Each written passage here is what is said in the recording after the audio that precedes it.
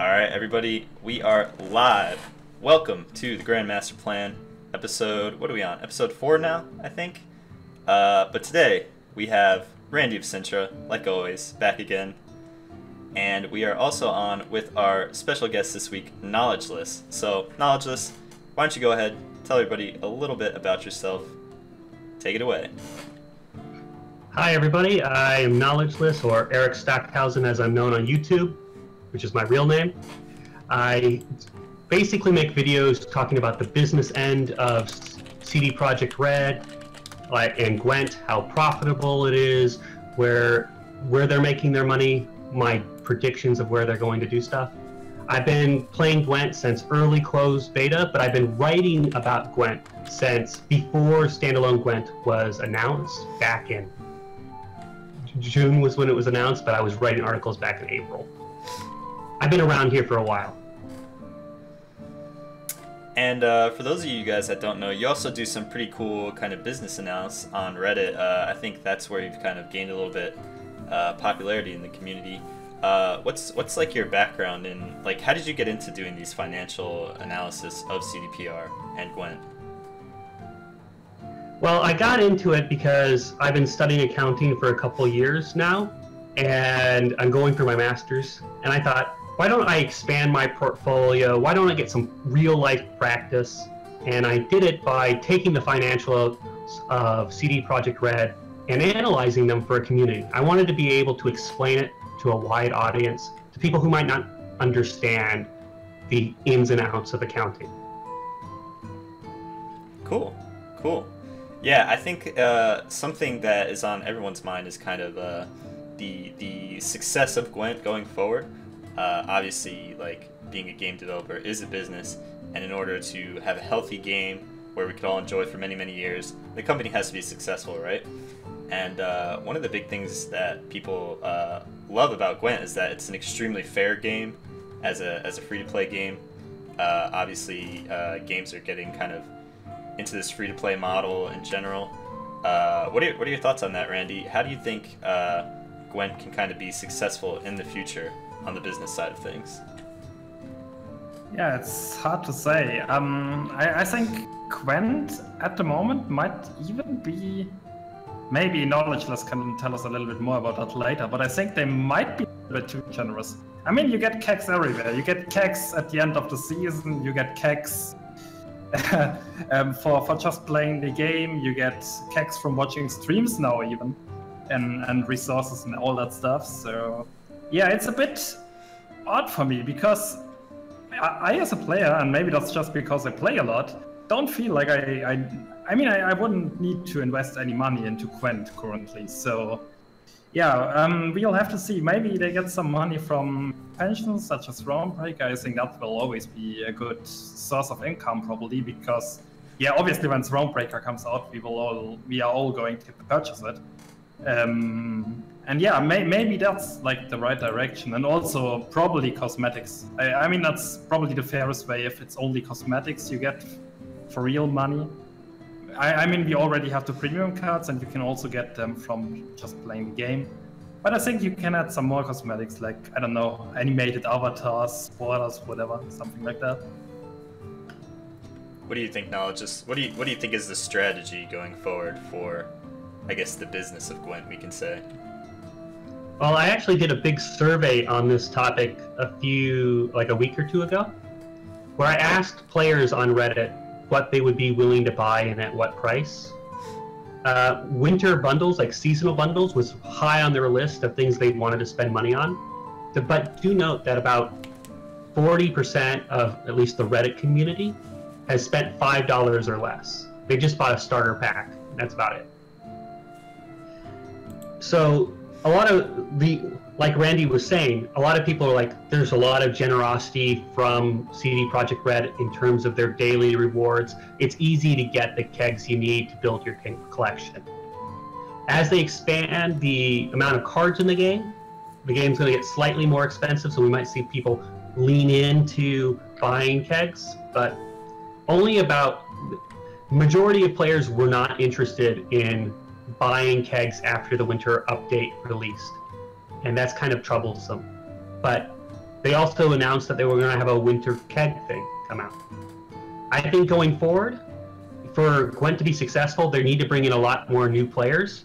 The Twitch drops thing was basically turning us into advertisers for Gwent, because we'll be watching it on Twitch. It'll increase the numbers, increase the visibility of Gwent. We want more players playing the game. More players playing it increases the amount of revenue generation for the product. The other thing would be Thronebreaker. When Thronebreaker releases, the people who don't necessarily like Gwent, like just playing the card version of it, might come in for the choose your own adventure story that Thronebreaker represents. It almost looks like a Telltale game. And I know that people who really like Witcher 3 will probably want to play Thronebreaker. Yeah, so maybe capturing, instead of just the straight up, card boy audience, you get more of these RPG fans in here playing for the story, the continuation of the Witcher story. I'm really interested about what you said, that players aren't buying so many kegs anymore. I mean, what do you guys think might be the reason for that? Is it because the card pool is maybe not necessarily as large as it could be? Do you think there's too many daily rewards being given out? Do you think the game has just been in closed beta so long and only 20 cards released at a time, creating this thing where players have caught up and are always caught up to the newest releases? Yeah, I think you get to the point where you can play a competitive deck super fast. I mean, a friend of mine started like 2 weeks ago, and he already has a competitive deck. So yeah, that's kind of fast. And I think if you're at a stage where you can just play competitive decks, there's like no reason to purchase kegs anymore. Like, not really. And yeah, for me personally, I paid 60 euros on Gwent at the transition from closed to open beta. And that was because I wanted to build a competitive collection immediately, or that I want to play competitive decks immediately and don't be back behind the others. But yeah, and now I'm sitting here with full collection, and I basically have 40,000 scraps or something, and I don't even really know what to do with them, besides from crafting premiums. So yeah, I think that's kind of the reason, that it's probably a little bit too generous. Maybe they could fix it by lowering the pricing of the kegs. Maybe that would be a thing they could do, because when you get, what's the price of one keg currently? Do you know? I think you can get like 50 kegs for $70 or something like that, and I think each is like $1.50. I'm not 100% sure, but that's roundabout, I think. Yeah, I think that's roundabout it. So a keg actually costs more than $1, right? So most likely from a keg you get a common, and you get 4 commons and a rare. So that's not great value for the money. So I think if you get like double the amounts of kegs, people would just probably pay the same amount, maybe even more. And yeah, also pay. Yeah, they will probably pay more, I think, because the value of the kegs is just higher. That is one possibility. I think that another thing is, you brought up cosmetics. Right now, the only cosmetic purchase that you can make is meteorite powder, and only 12% of players ever said that they had bought meteorite powder in my survey. And this was about 600 people who responded to it, so it's a lot of people, but most of them just come from Reddit. And I think a lot of the reason that it was 12% that high, which is still low, is because they had a 50% off thing in November. Yeah, right. Sorry, I interrupted you. No, it's fine.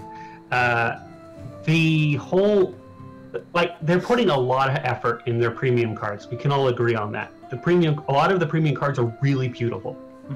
Almost, there's a few of them like Royal Decree that I don't like, but they're really good premium cards. And the fact that we're not buying, in droves, buying meteorite powder so we can get a premium collection might be a little bit problematic. What do you guys think?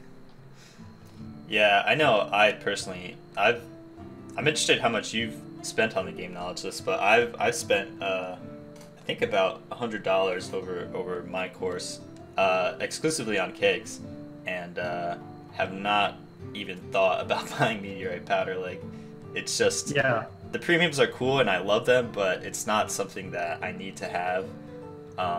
So it's something that I haven't bought. Someone else in the chat, Wittgenstein, is saying Thronebreaker is pivotal for success. I think that's definitely a key point too. Thronebreaker will drive in a lot of new players, and as far as I am aware, it's kind of been assumed that Thronebreaker will have a price tag on it, so that'll definitely drive sales for CDPR. But yeah, I think maybe what the problem is they are very generous with the kegs, and also we've kind of had this slow drip of new cards coming out, you know, where we get 20 cards every 2 months or every month. So, you know, for someone who's been in the game for a while playing free to play, like, you have either a full collection or a nearly full collection. So, like, everyone's kind of caught up, and now they're kind of saving their scraps and their ore for the next expansion. Right. So I think the midwinter update, there being 100 new cards, that'll be a huge help, especially considering that there haven't been too many commons revealed so far. It's mostly been rare and up, and a lot of gold cards. So I think that'll be helpful to kind of drive sale of kegs again. You know, people who want to get the new cards that maybe have been free to play, but you know, have just been caught up to the system and never fallen behind. Now this will kind of increase the sale of purchase of kegs, also from new players too in this huge update. Yeah, I agree that that Thronebreaker will be pivotal to their success, and I also agree that they are very generous with their kegs.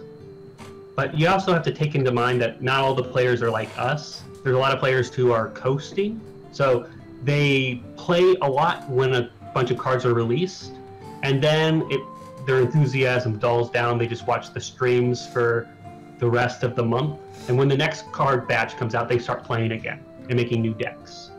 Those are the players that are going to spend the most money because they don't build up a massive amount of ore to buy all the new cards and craft them. And we see this a lot with other CTGs, where you see a bunch of people pre-ordering the expansion for these games. Mm-hmm. So you think it's more of the kind of casual audience that maybe plays Gwent, you know, not so competitively, not so hardcore, that is spending the money on these kegs? Well, there's just no way to keep up with the amount of ore and stuff that a person who plays every single day to the tier 3 rewards. There's just no way to prevent them from having a huge amount, like 40,000 scraps. There's no way you can stop that. Right. But casual players, they're never going to get that much. And it's also good for the free-to-play player because they can actually get all the cards in the game, realistically speaking. Right. Yeah, I mean, in other CCGs, there's like no way you ever get all the cards as a free-to-play player.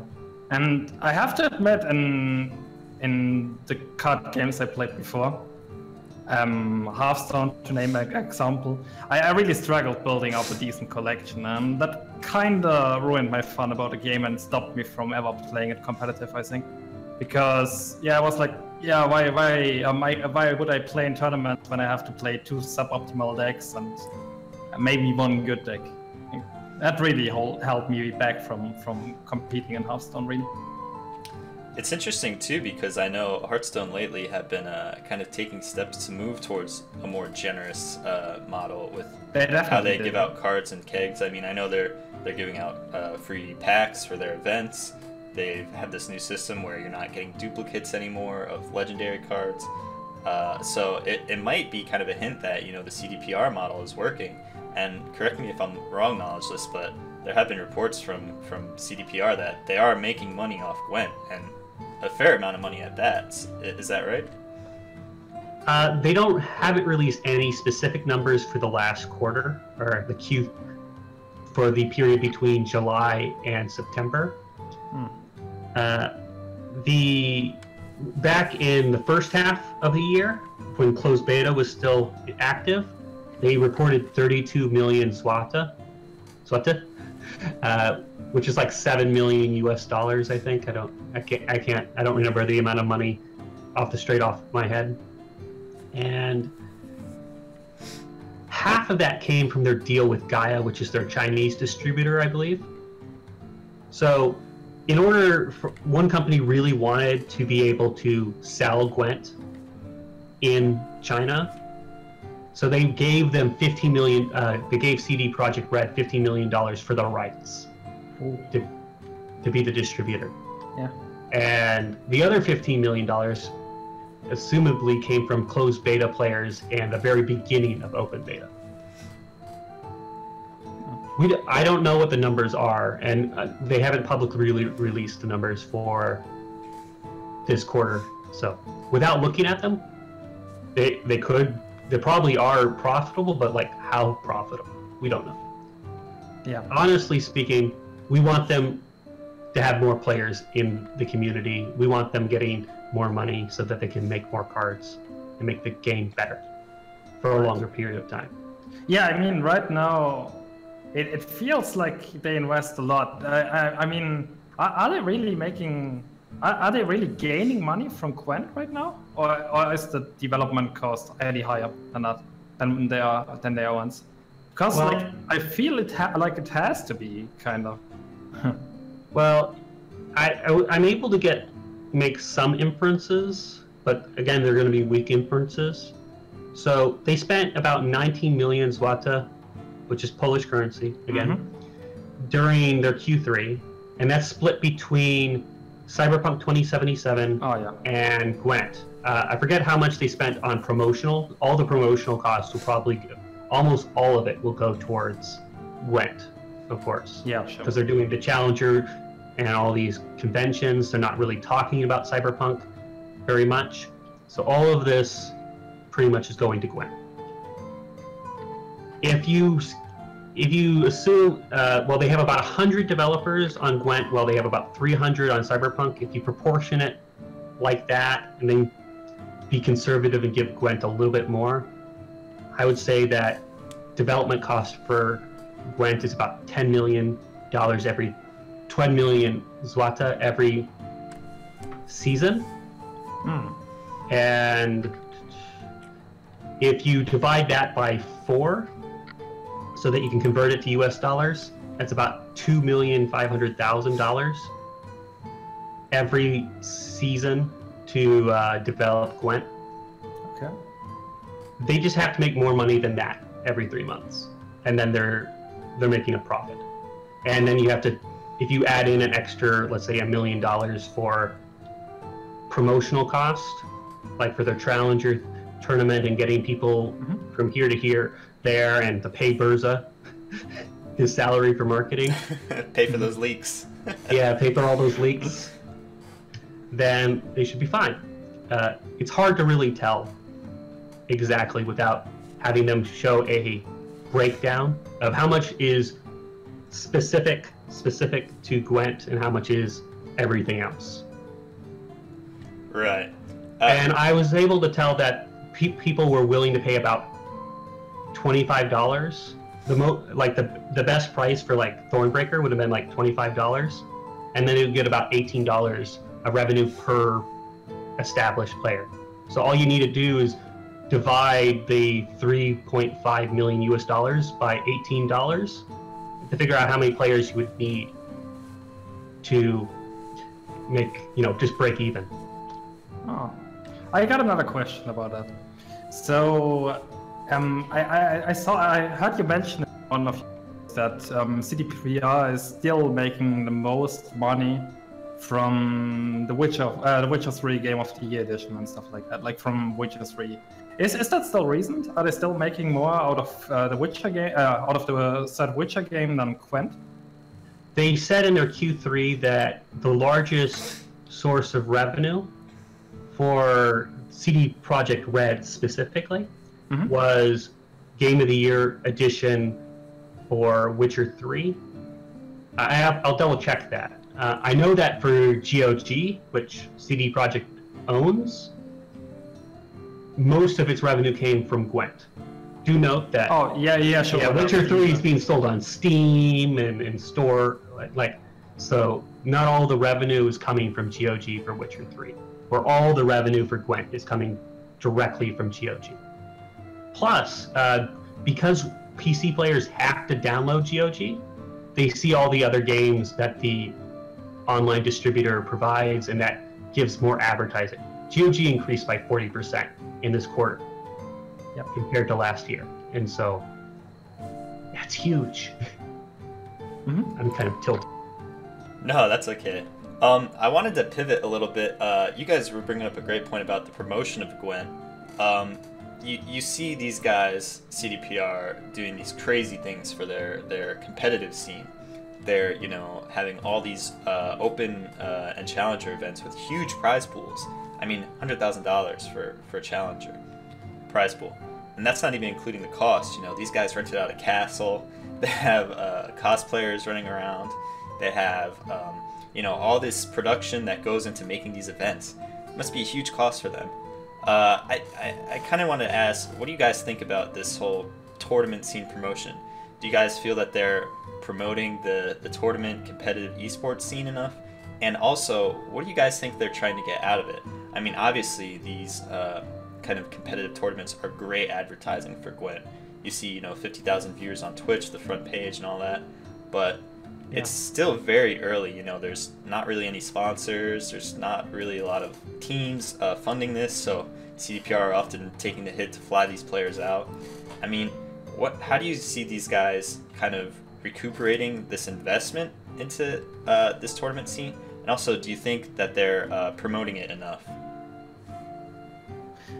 I have no idea if it's the right thing, because I know from other games that the competitive scene kind of developed on its own. I know that from Hearthstone that Blizzard never actually wanted a competitive scene, and the players were just like, yeah, we want a competitive scene to exist in that game. So the competitive scene kind of developed on its own. And obviously, I think Challenger was a great event, and I'm super happy they made it like that. But I don't know, it might be a little bit too early.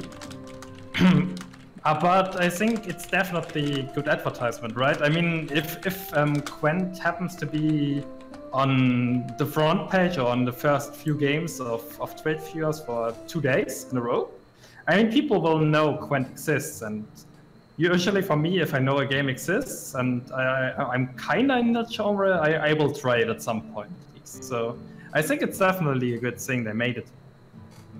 It might be a little bit too early though. I mean, the game is not even released yet, and we have, I don't know, $1 million in total prize pool.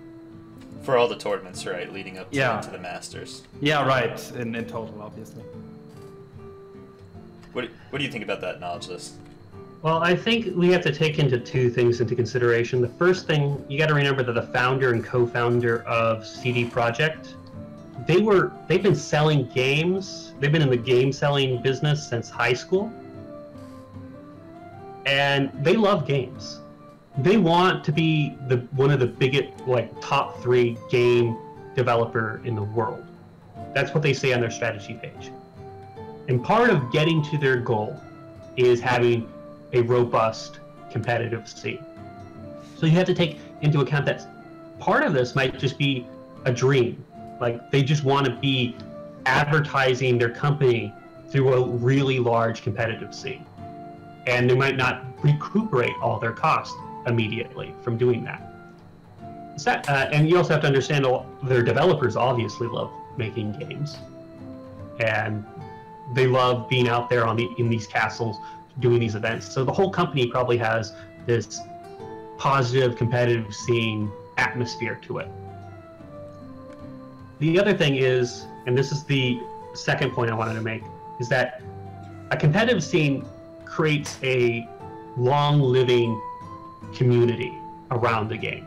If we didn't have this competitive scene, I think a lot of players would just lose interest in Gwent. It creates stars. It creates dreams inside the player's mind. I could be life coach, kind of thing. I could live in a mansion, stuff like that.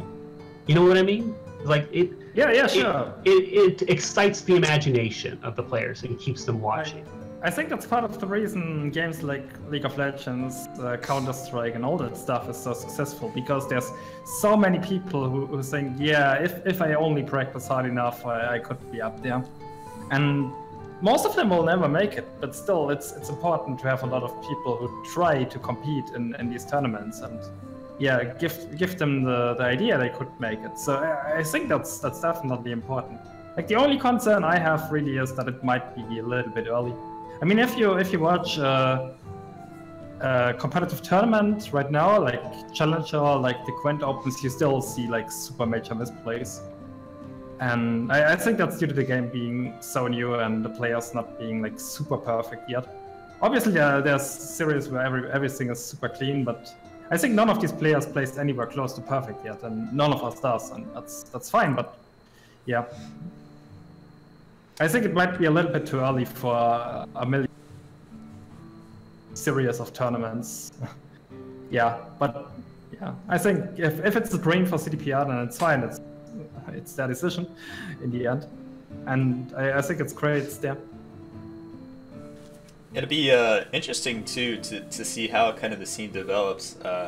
Like we kind of touched on, it is still very early. There's not a ton of sponsors in this scene.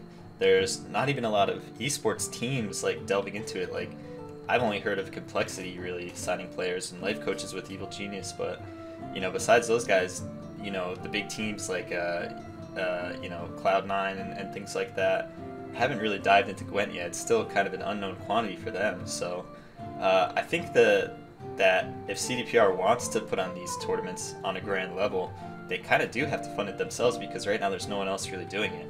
So it might be their strategy to kind of, you know, get the ball rolling with funding these tournaments themselves, and then eventually once it gets halfway down the hill, you know, it'll pick up these sponsors and these teams.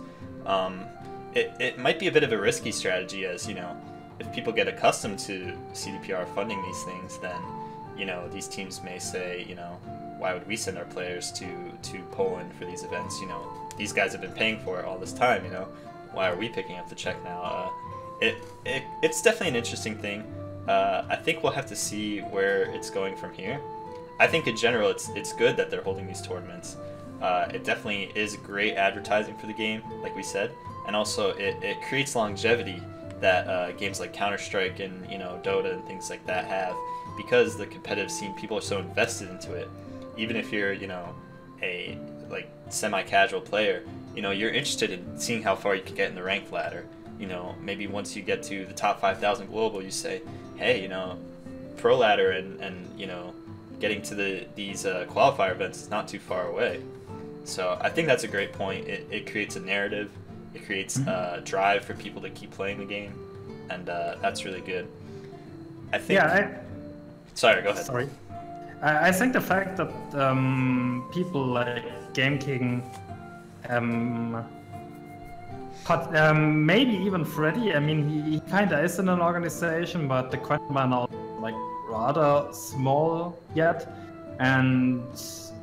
Yeah, I think the fact that these guys are not part of a big esport organization yet is kind of ridiculous, because I don't know, like there's so few actual esport organizations in Gwent involved yet. I think it's really only Evil Geniuses, and they only have Life Coach on their roster, and then it's Complexity, and I think that's about it. Like, that's almost all of them. Like, there's Fate to Karma, but that's also a super small organization. I think we could get to a whole nother conversation about the profitability of these esports organizations and teams. It is weird. I know a lot of times they kind of sign players based on popularity, rather than that is definitely the case. Rather than competitive forte, which is why you see guys like Merchant getting picked up by Complexity. Not that there's anything wrong with Merchant, but you know, he's kind of driving you know, business to them by bringing his audience along with him, and that's something important for them. Whereas guys like Freddy, you know, he's a lot smaller streamer than Merchant, and he's not creating these YouTube videos. So, but you know, teams, you know, if Freddy's wearing, you know, the I don't know, UK esports organization, but say Cloud9 jersey in Challenger, and winning the thing in front of 50,000 people, like, you know, teams are gonna have to start kind of paying attention to that. You know, just creating fans and driving people to their business. What do you think about that, Knowledgeless? Do you have any input on teams? Yes. So CD Projekt is really trying to push the celebrity status, and that's really what's most important to these teams.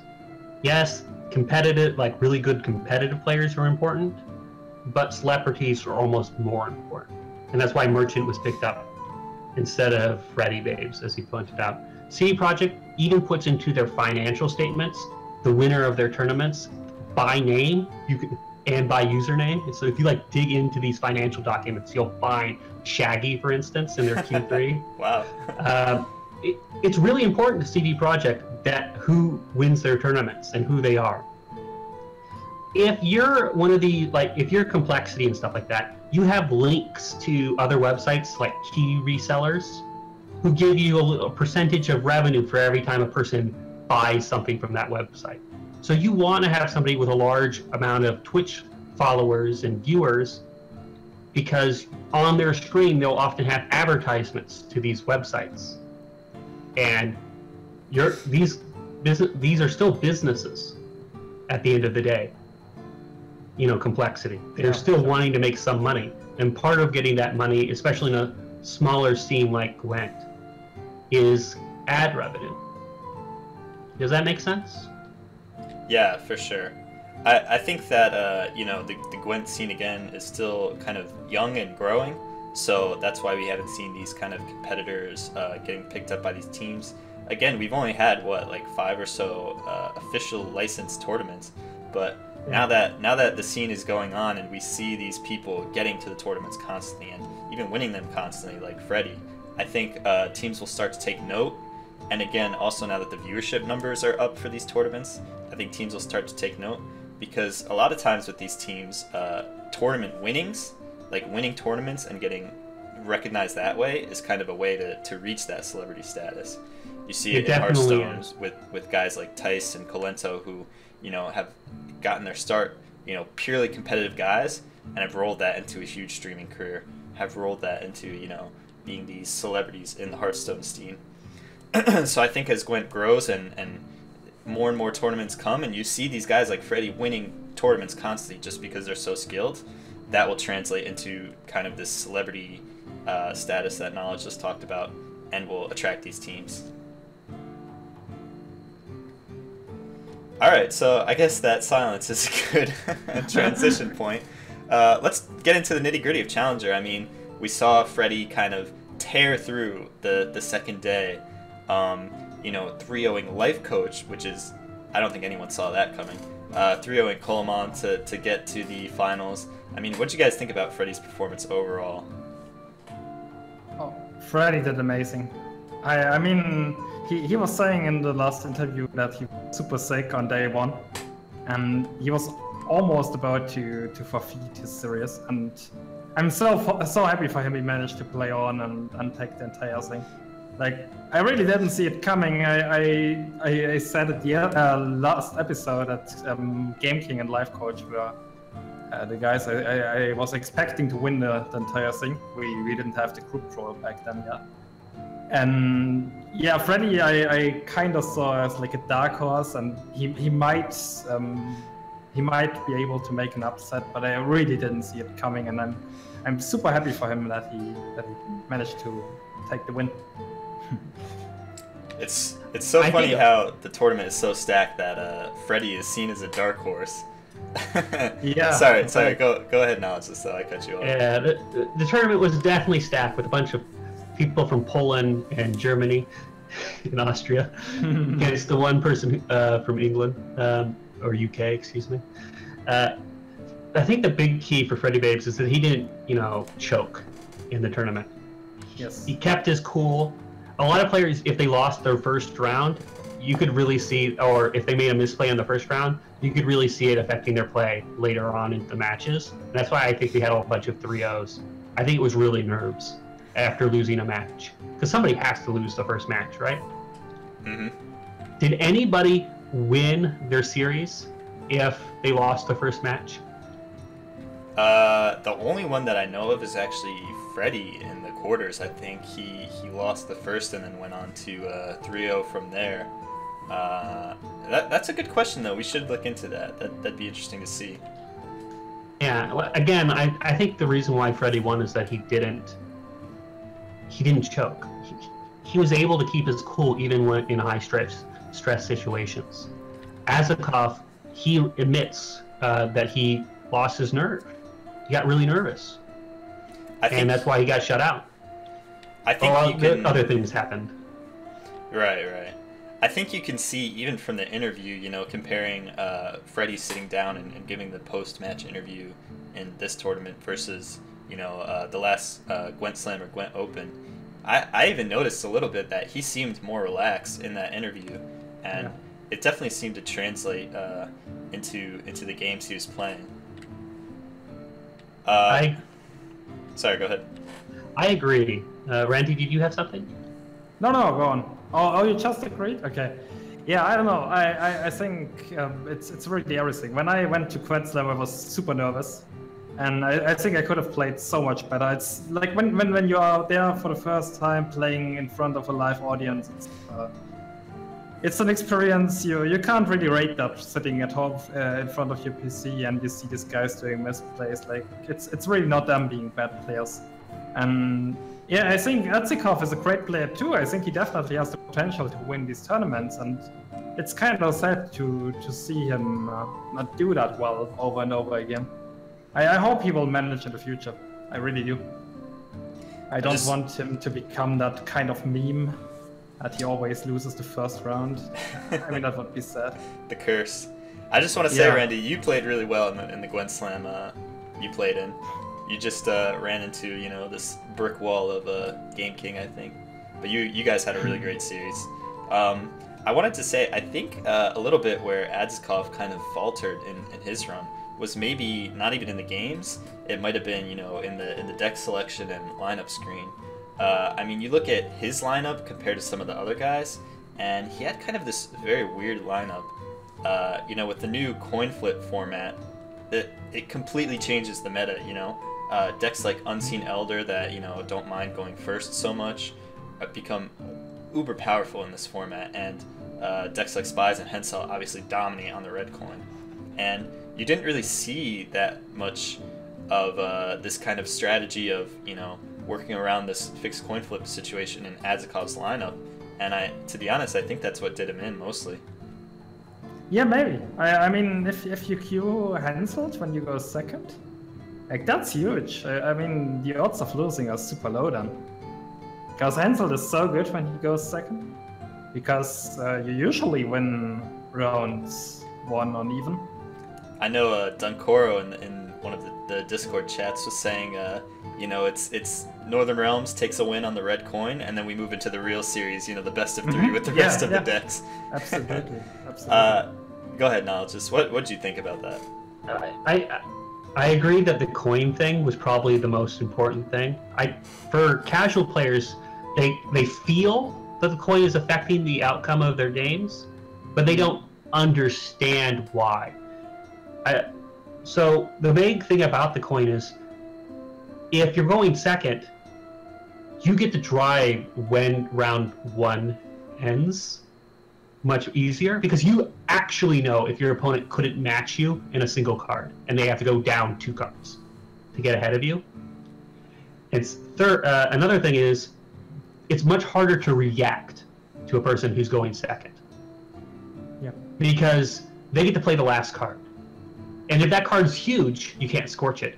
And if the card is a scorch, then your opponent has to play their big card before you, so you can remove it.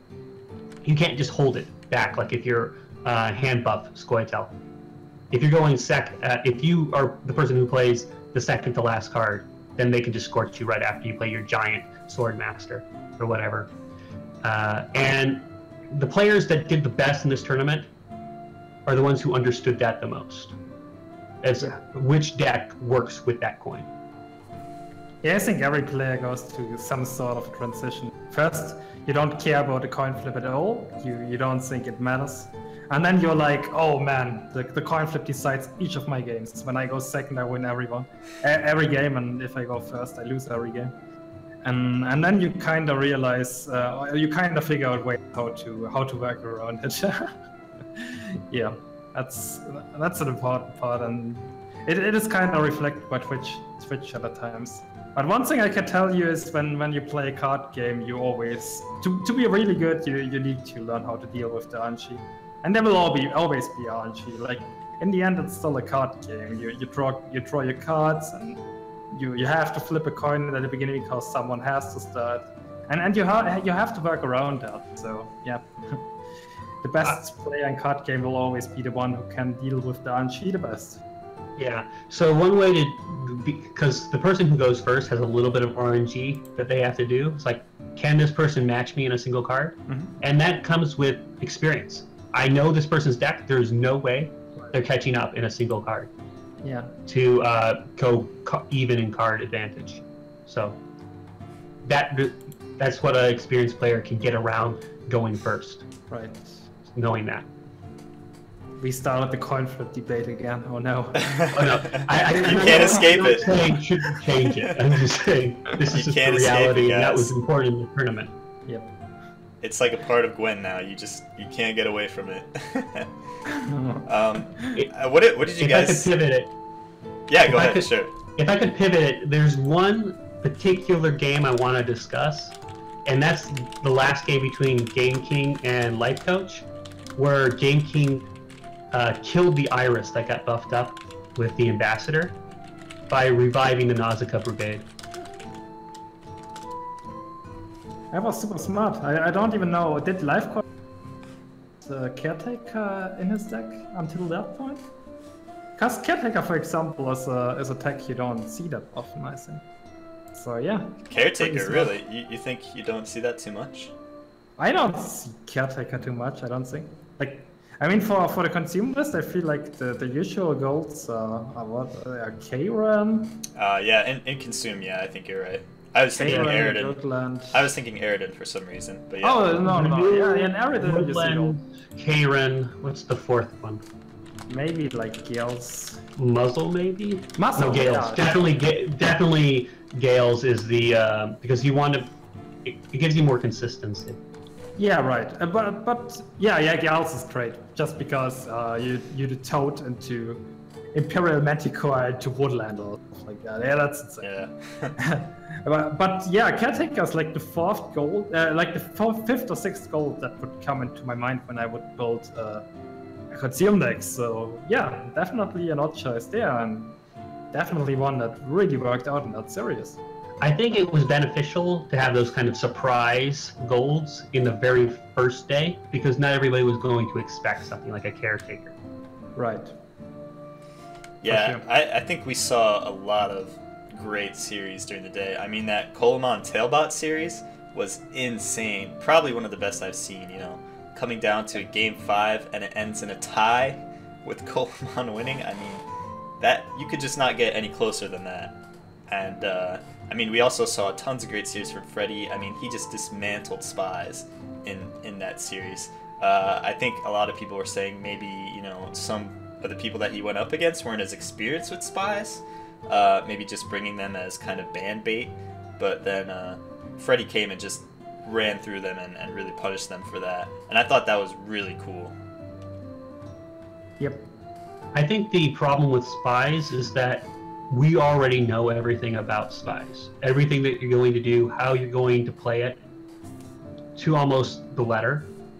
And not having any surprises, not having any flexibility. Because knowledge is really key to winning a match at this level. You know what your opponent's going to do, you can play around it. And if they don't know what you're going to do at the same degree that you know what they're doing, you have the advantage. A very clear advantage in Gwent. For sure. For sure. What do you think, Randy? How much do you think it is just the fact that people are just really experienced against Nilfgaard, that Nilfgaard didn't really show well in this tournament? I think it's definitely a factor, yes. I also think it's a bit overrated because it's super hard to pilot Nilfgaard without making any mistakes while not playing with Deck Tracker. Because Maybe you played. I guess both of you played Nilfgaard Spies at some point.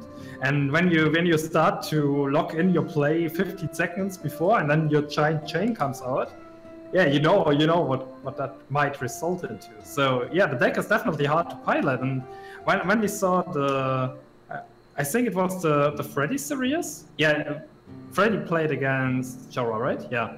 And Jorah did some giant mistakes in his sequencing as Spies and stuff like that. So, yeah, I think that might have been that might be because he didn't have deck tracker, and because maybe also because he was unexperienced with the deck and didn't play it too much. It's not that easy to pilot. It might be the hardest deck to pilot at the moment. Yeah, I think a lot of people would agree with that. Go ahead, Knowledgeless. I wouldn't be able to tell you how hard it is to pilot because I haven't played Spy Nilfgaard. You haven't played it at all? No, I play very different decks than most people usually. Oh, you have to watch my channel sometime. It's tough, man. It's tough. I mean, it will not be that good next patch, I think, because yeah, next patch there will be a lot more ways to shut down the engines of Nilfgaard Spies.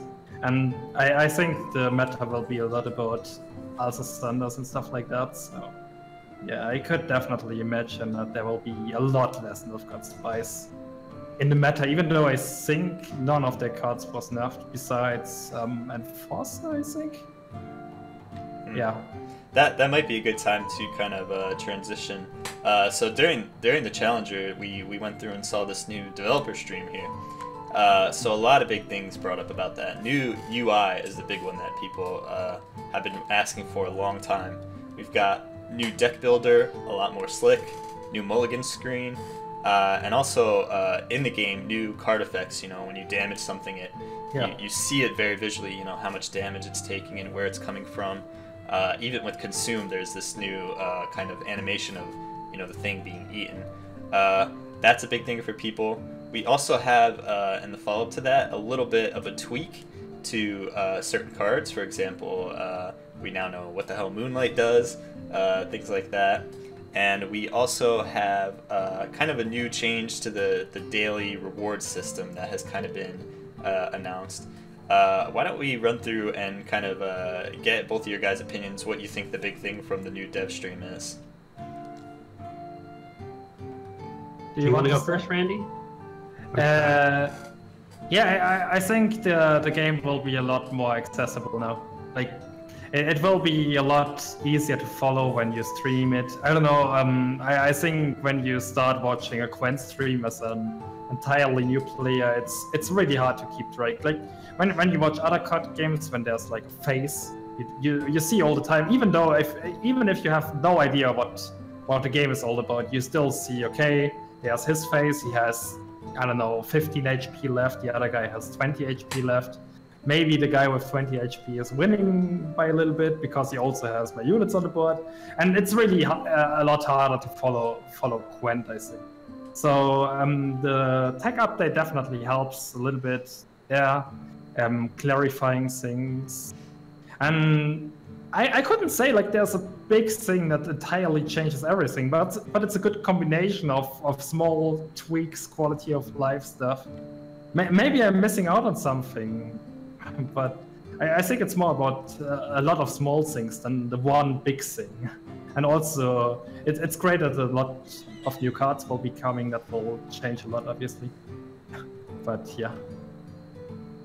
I'm surprised you think it's hard to tell who's winning in Gwent. I mean, you have the big numbers on the left side of the screen telling you.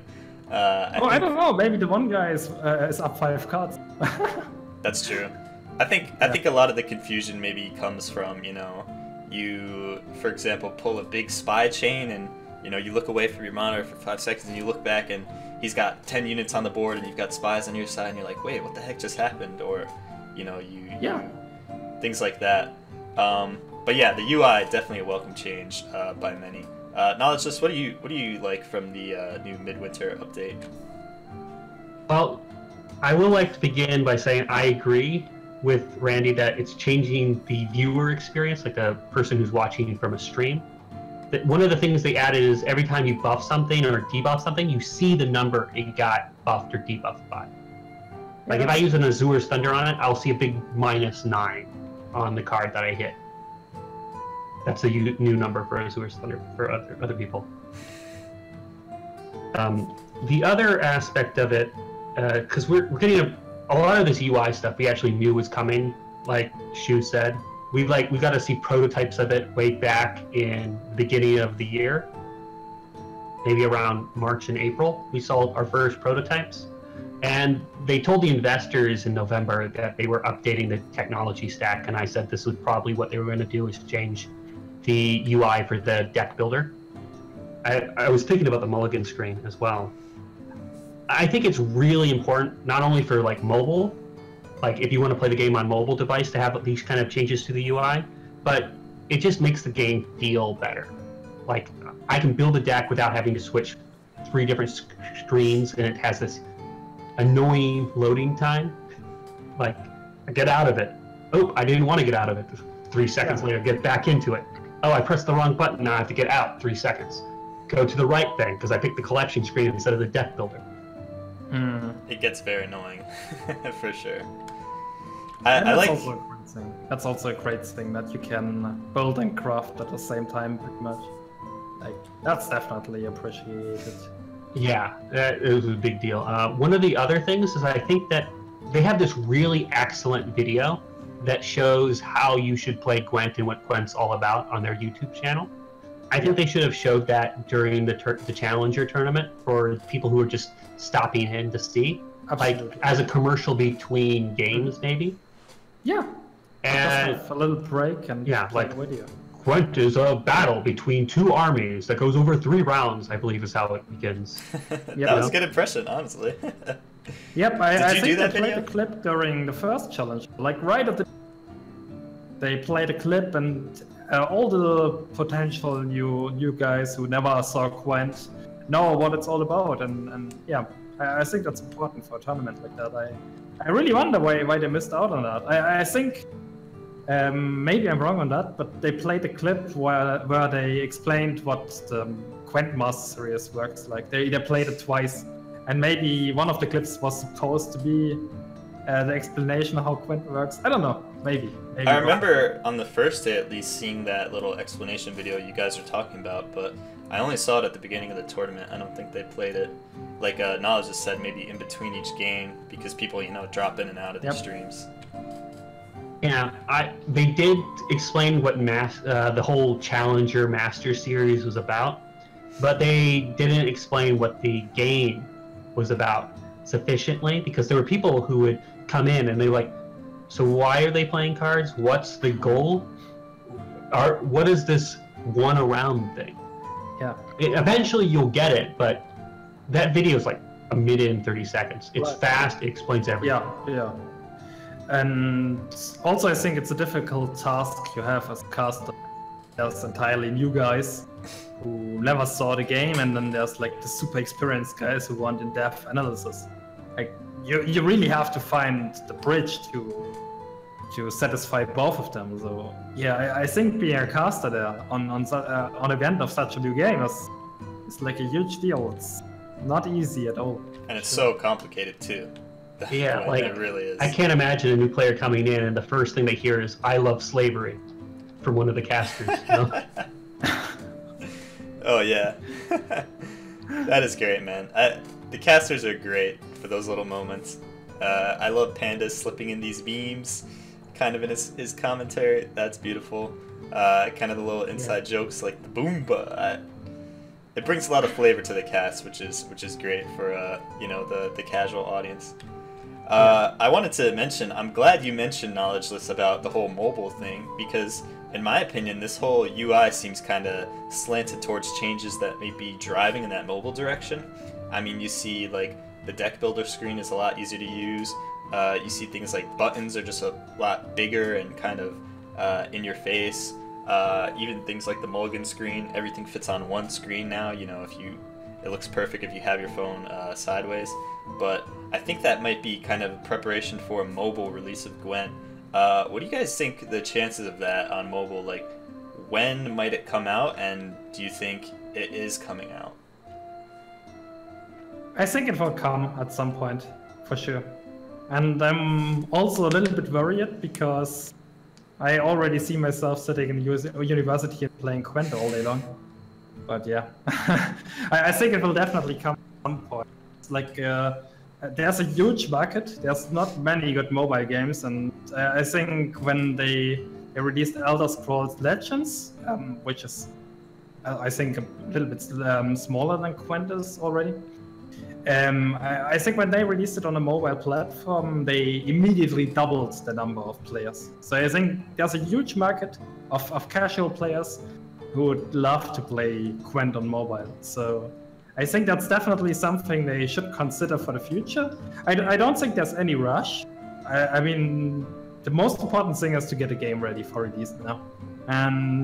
But I also know they hired someone who is responsible for the mobile application. So I think it's kind of not confirmed state right now. Yeah, I remember when they were hiring Unity programmers in early closed beta. You wouldn't pick Unity because it's such a weak engine. Like it's weak, but it's small enough that it can fit in a mobile device. That's what you want, something that a mobile device can handle, and a large number of them can. Yeah. So this might be also why it's so hard for them to develop the UI. They have for the premiums and things. Oh, that's going to be a nightmare. Because the Unity engine has to be able to handle all of that. I'm not going to armchair developer like what they should be doing with Unity and how they should implement it, because all I know is that it's going to be difficult. I don't know how they can do it. You know? Getting those premiums onto mobile is going to be crazy. Mobile will be one of the major keys to making Gwent a super successful game, especially in China and East Asia as a whole. By the way, China's in closed beta right now. If you want it, they're going to have a different release schedule than us, but mobile's going to be a big deal when we were able to release it worldwide. Yep. I think it will be hard to find an interface for all the platforms that work. I mean, right now we have to deal with cons. We have to deal with both Xbox and PlayStation. We have to deal with PC. We would then have to deal with tablets and smartphones. Yeah, that's a hard task to do. I mean, Hearthstone also took their Blizzard also took their time with Hearthstone to get it to mobile. Yeah, it was about a year for Hearthstone. Yeah. I remember there was one guy who made a mobile version when the tablet one was out. Yeah, they did it like in series. They get out the tablet first and then the mobile. Yeah. I think Hearthstone came out around May-ish, I think, and then it took them about a whole year. Like April was when I think the tablet version came out. Yep. About a year. I mean, it's definitely a tall task for them, especially like I was saying with the premiums. Like, I know people who turn them off on their PCs because they just destroy the quality and the smoothness of the game. So I can't imagine on mobile trying to get that. But it's going to be a huge boon for them. I mean, I knew Hearthstone blew up after mobile came out. I mean, everyone and their mom plays that game on mobile. And right. For Gwent, it'll be something similar, I think, where that'll really contribute to player base and also just, financial stability of the game. Now, the one concept oh, sorry, go ahead. One of the things to note is that CD Projekt hasn't done mobile really before, but they've been doing a lot of console. One of the reasons why I can play Gwent with the controller on my PC is that they imported Gwent. The first very iteration of Gwent, standalone Gwent, was imported from Witcher 3, and then they built up from that. I believe is the impression I got from people who got to see the pre-alpha version of it. They understand how to integrate it with consoles that have controllers and stuff like that. And you can see on some of their early development streams, they're playing Gwent on a PC with a controller. Sitting down with the rest of the crowd. When they go to those conventions, they have some guy dressed in Eridan playing with the controller. they get selling consoles. Mobile will be new territory. How will they do it? We don't know. Yeah, They will bring in talent that do that. It will be a hard thing because of the rows. I mean, on the Gwent board, there's so much going on. You have 3 different rows. You have so many cards on the board at times. You also have to kind of indicate the points and everything. It will be hard to fit that on like a 5-inch screen or something. Yeah, that will be really hard. I think that's one of the big drivers for this whole row limit change now, where we're only seeing a maximum of 9 cards per row. Again, kind of shifting towards mobile. I think the writing's on the wall. It's just a question of, when, and it could be a while from now. That's what I'll say about that. So real quick, I just wanted to take some time and give everybody in the chat hanging out an opportunity to ask some viewer questions. We have one right away. Let's hop into it. This comes from Wittgenstein, buddy of mine that hangs out in the chat. How you doing, man? How important are new factions in the game? What do you think should be the max amount of factions added to Gwent? Yeah, maybe I can answer that. I mean, we know already there will be a faction, right? It's confirmed as far as I know, and we don't know what it will be yet. I think we are kind of limited by the amount of the Witcher universe. There are areas in the Witcher universe we don't really know too much about, and it will be hard to create a faction around that. I mean, the 6th already will be, I kind of, but I cannot say for sure, obviously. So first of all, there's this lord limitation. Second, in Gwent, you can have different archetypes for the different factions. So, I mean, a spy deck plays entirely different than a reveal deck and stuff like that. You have the leaders that entirely change the entire faction. So, I don't think new factions are that the entire deck you play on. So I don't think new factions are super important. I think it would be great if he could have more new factions. Also, maybe when Cyberpunk comes out, the Cyberpunk characters will have Gwent as well. We get a Cyberpunk faction at some point, or different Cyberpunk factions. We don't know yet. We will see. That would be crazy, a crossover. A crossover, yeah. That's actually a great idea. It would weird me out to see sci-fi characters, fighting like Yennefer and Triss. Though it would work with Ciri because she can, go to different dimensions. Right. So she's probably been to Cyberpunk 2027. Sorry, I'm stuttering. Universe already. Right. There was this video. I think they've already leaked a concept art for 2077 where there's you can barely see Ciri in it. Oh, the hints. Nice. Yeah, I like that stuff. What do you think on a new factions knowledge list? Do you think it's something that the game needs right now? I think it would be hard to implement it retrospectively. They definitely shouldn't do it after an expansion comes out, because then you mess up the core set, if you know what I mean. Mm-hmm. But I would love another faction, like from Ophir or something like that. Where are they going to get all the cards for it? Who knows? It'd be definitely a big undertaking. It might be even more difficult than, this winter update has been. Yeah. To make a whole new faction. Also, the longer they wait, the harder, because all the other factions have the card pool, and you kind of need to implement a similar amount of cards for the new faction. So that's quite some cards. I think it's something that a lot of card games have really kind of shied away from. You see Hearthstone, they haven't got a new faction or class at all. And people have been kind of banging that drum for a while. So in terms of importance, I don't think it's maybe super important, despite, if people would like it or not. Yeah, and the interesting thing is that there were new classes in the game Hearthstone was referring to, which is World of Warcraft, and they kind of implemented it in interesting new ways. Let's say it like that. With the Death Knights and all that, yeah. With the Death Knights, yeah. Okay. All right. So next we don't have a question, but Fake Till You Make says, "Hey, Knowledgeless, thanks for the great vids about the CDPR financials. Keep up the good work." Thought you would like to know that. Thank you, everybody, for saying that. I know some of my viewers are in the chat right now. So if you guys want to say hi to me, I have the stream open and I can talk to you guys after the stream. Thanks for watching. Yeah, thank everyone in the chat for hanging out, asking questions, talking. Really appreciate the support.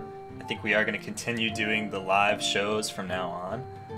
It's something that, you know, doesn't really take much work on our end, and we think you guys would enjoy. So check that out. Probably be on my channel, twitch.tv/Shoeplays for the time being. But that's about all the topics I had to cover today. If there's not anything else that you guys want to get to, then I guess we can move on to shoutouts and plugs. Why don't you guys take a minute and tell everybody where they can find you and what you're up to lately. Would you like to go first, Randy? Yeah, sure, I can. So you can find twitch.tv/RandyofCintra. Even though I'm inactive at the moment, but I will probably start streaming again when the next patch hits. I think I announced that on the last podcast too. And I'm also on Twitter under the same name, and I don't really have many followers yet, so it would be great if someone would be there if I write stuff and read it. Just because you cut out a little bit, that is twitch.tv/RandyofCintra, right? That you're streaming? Oh, I cut out? Oh, yeah, thanks. Yeah, that's exactly. There you go. Knowledgeless, man, where can people find you? You can find me on Eric Stockhausen on YouTube. You can find me as Eric Knowledgeless on Twitter. I'm sure Shu will put it in the show notes, all the things to contact me as. Big shout out to the South Korean Gwent community, who I'm going to be doing some collaboration videos with later this month. Shout out to all my viewers in the chat, like Stevenix, and a shout out to you, Zenpai, who just made GM. Hey, there you go. Good job, man.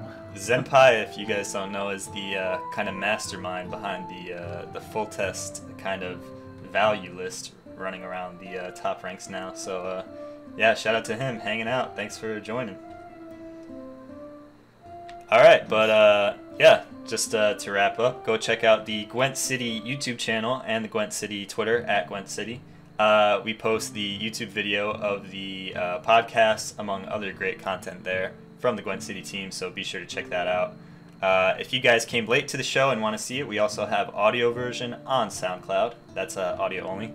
Just go there and search up Grandmaster Plan, and you will find that. As for me, I am now on break from school, so I'll be getting back into streaming a lot more. So I look forward to you guys joining again. It's going to be good, and I'm definitely missed it. Also for... I don't have a schedule right now. I think I'm going to move back to my old schedule, Tuesday, Thursday, Saturday, Sunday, and maybe throw in some extra days since I'm a lot more flexible now. At least for the next month or so while I'm on break. But yeah, also for next week, it is the holiday season, so I think we will probably bump this up to Saturday. Normally we record on Sunday, but I think we'll try and get Saturday just to make sure that we can get everyone on the show. But yeah, I think that's about it for us. Thank you guys all for watching in the chat. Thank you guys listening on YouTube and SoundCloud. We love you guys.